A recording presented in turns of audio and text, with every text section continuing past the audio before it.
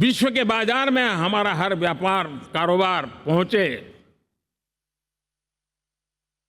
Competitive ताकत के साथ खड़ा रहे, लॉजिस्टिक सिस्टम को और अधिक कम खर्च वाला बनाना, एफिशिएंट बनाना, उस दिशा में हम बहुत नीतियां लेकर के चल रहे हैं। आज समय की मांग है कि भारत का एक ऐसा भारत का हम निर्माण करें। नॉलेज, इनोवेशन, ये समय की मांग है और दुनिया में हमें अग्रिम पंक्ति में जाने का ये रास्ता भी है। और इसीलिए पिछले हमने समय नेशनल एजुकेशन पॉलिसी के साथ साथ टेक्नोलॉजी के बढ़ावे के लिए हमने रिसर्च और इनोवेशन का एक कानून भी पारित किया है, ताकि हमारे देश के नौजवानों को इस इनोवेशन के और चंद्रयान 3 की सफलता के बाद देश के नौजवानों के मन में विज्ञान की तरफ आकर्षण बढ़ रहा है। हमें मौका गंवाना नहीं है। हमारी युवा पीढ़ी को हमने रिसर्च और इनोवेशन के लिए पूरे अवसर देने हैं और इस इकोसिस्टम को बनाने के लिए हमने एक उज्जवल भविष्य के निर्माण की नींव रखी है। आदरणीय बंधुगण, सामाजिक न्याय ये हमारी पहली शर्त है। बिना सामाजिक न्याय, बिना संतुलन, बिना समभाव, बिना समत्व हम इच्छित परिणामों को घर के भीतर प्राप्त नहीं कर सकते। लेकिन सामाजिक न्याय की चर्चा बहुत सीमित बन के रह गई। हमें उसको व्यापक रूप में देखना होगा। हम किसी गरीब को कोई सुविधा दें, किसी समाज में दबे कुचले व्यक्ति को कोई सुविधा दें, वो तो सामाजिक न्याय की एक प्रक्रिया है। लेकिन उसके घर तक पक्की सड़क बन जाए ना, वो भी सामाजिक न्याय के लिए उसको मजबूती देती है। उसके घर के नजदीक में बच्चों के लिए अगर स्कूल खुल जाए तो वो भी उसको सामाजिक न्याय की मजबूती देती है।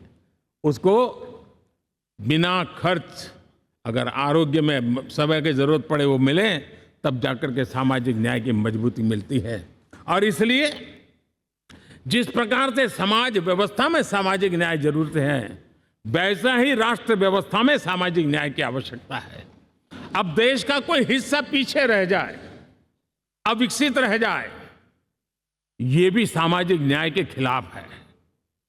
दुर्भाग्य से देश का पूर्वी इलाका, भारत का पूर्वी भाग जो समृद्धि से भरा हुआ है, लेकिन वहां के नौजवानों को रोजगार के लिए दूसरे इलाके में जाना पड़ रहा है।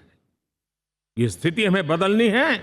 हमारे देश के उस पूर्वी भाव को, इलाका को समृद्ध बना करके सामाजिक न्याय की मजबूती भी हमने देनी है। असंतुलित विकास, शरीर कितना भी स्वस्थ क्यों न हो, लेकिन एक उंगली को भी अगर लकवा मार गया है तो शरीर स्वस्थ नहीं माना जाता है। भारत कितना ही समृद्ध हो, लेकिन कोई अंग उसका दुर्बल रह जाए तो भारत समृद्धि में पीछे है, मानना पड़ेगा। और इसलिए हम सर्वांगीण विकास के पक्ष में, सामाजिक न्याय की उस ऊंचाई को प्राप्त करने के पक्ष में, दिशा में हमें आगे बढ़ना है। चाहे पूर्वी भारत हो, चाहे नॉर्थ ईस्ट हो, हमें उन चीजों को प्राप्त करना। और उसी लिए जो रणनीति कितनी सफल हुई है, 100 एस्पिरेशनल डिस्ट्रिक्ट पर विशेष काम किया, नौजवान अफसरों को लगाया गया, एक स्ट्रेटेजी बनाई गई। आज दुनिया उस मॉडल की चर्चा कर रही है और आज 100 डिस्ट्रिक्ट देश के कोने कोने में जो पीछे माने जाते थे, उसको बोझ मान लिया गया था। आज स्थिति ये बनी है कि वो 100 डिस्ट्रिक्ट अपने अपने राज्य में लीड कर रहे हैं, राज्य की एवरेज से भी ऊपर जा रहे हैं। और इस सफलता को देख करके, सामाजिक न्याय की इस भावना को मजबूत करते हुए 100 डिस्ट्रिक्ट में से आगे बढ़ करके अब जमीनी स्तर पर ले जाने के लिए 500 ब्लॉक तक उनको एस्पिरेशनल डिस्ट्रिक्ट ब्लॉक के नाते आइडेंटिफाई करके उसको मजबूती करने देने का काम चल रहा है।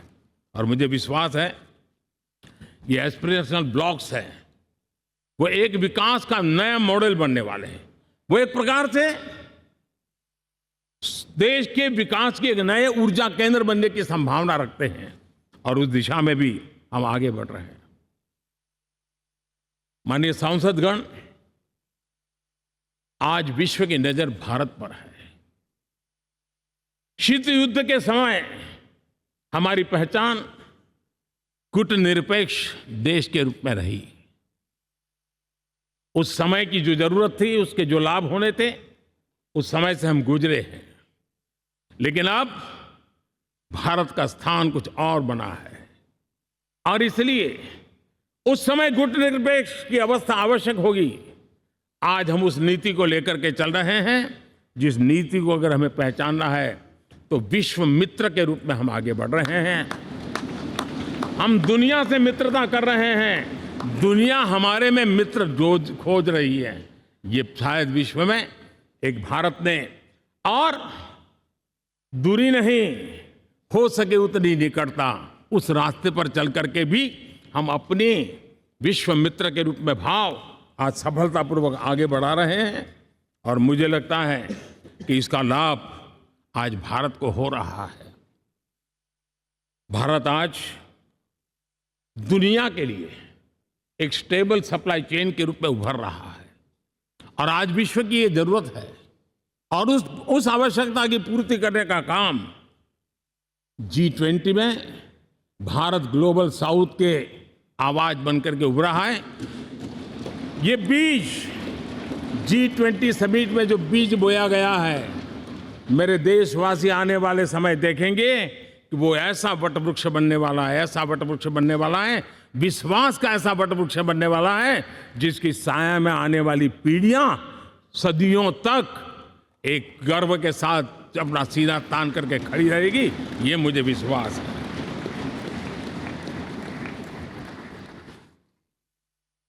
इस G20 में एक बहुत बड़ा काम हमने किया है, बायोफ्यूल अलायंस का। हम विश्व के नेतृत्व करते रहे, दिशा दे रहे हैं और विश्व को बायोफ्यूल अलायंस में दुनिया के सभी देश देखते ही देखते उसकी सदस्यता ले रहे थे और एक बहुत बड़ा आंदोलन खड़ा होने जा रहा है और जिसका नेतृत्व ये हमारा भारत कर रहा है। छोटे छोटे महाद्वीप, उनके साथ भी आर्थिक कॉरिडोर बनाने की दिशा में हमने बड़ी मजबूती के साथ कदम उठाए हैं।